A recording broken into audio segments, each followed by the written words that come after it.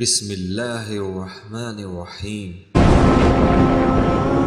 السلام علیکم۔ خزانے کی تلاش میں آپ سب کو خوش آمدید۔ امید ہے آپ سب خیریت سے ہوں گے۔ چلیے وہیں سے سلسلہ شروع کرتے ہیں جہاں سے منقطع ہوا تھا۔ چلتے ہیں آج کی نئی قسط کی طرف، لیکن سب سے پہلے سمجھداروں کے لیے ایک اشارہ اور ایک یاد دہانی۔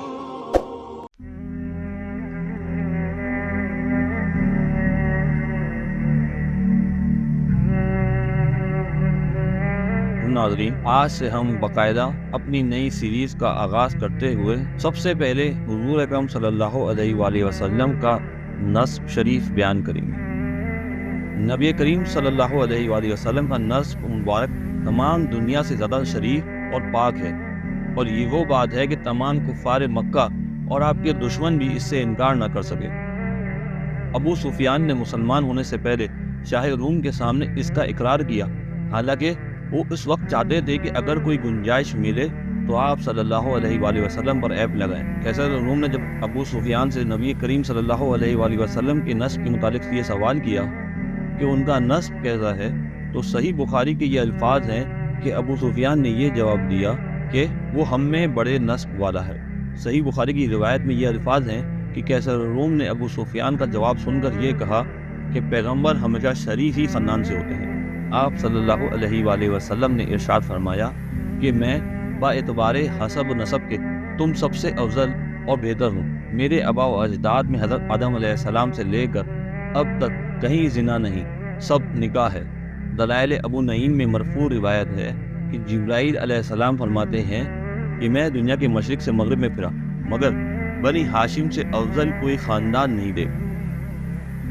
آپ صلی اللہ علیہ وآلہ وسلم کا نسب شریف والد ماجد کی طرف سے یہ ہے کہ محمد بن عبداللہ بن عبد المطلب بن ہاشم بن عبد مناف بن قصی بن کلاب بن مرہ بن قعب بن لوئی بن غالب بن فہر بن مالک بن نظر بن کنانہ بن خزیمہ بن مدرکہ بن الیاس بن مزر بن نزار بن معد بن عدنان۔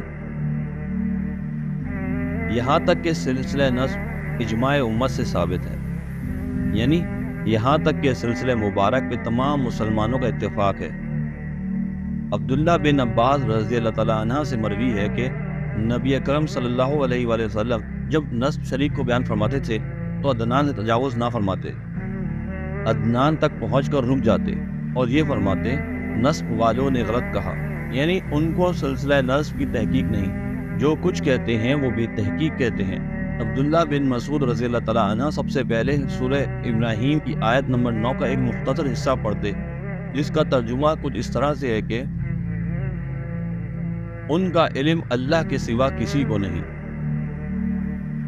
اور پھر فرماتے نسب دان غلط کہتے ہیں، یعنی نصابین کا یہ دعویٰ کہ ہم کو تمام انساب کا علم ہے بالکل غلط ہے، اللہ کے سوا کسی کو علم نہیں۔ اور والدہ ماجدہ کی طرف سے آپ کا نسب یہ ہے محمد بن آمنہ بنت وہب بن عبد مناف بن زہرہ بن کلاب۔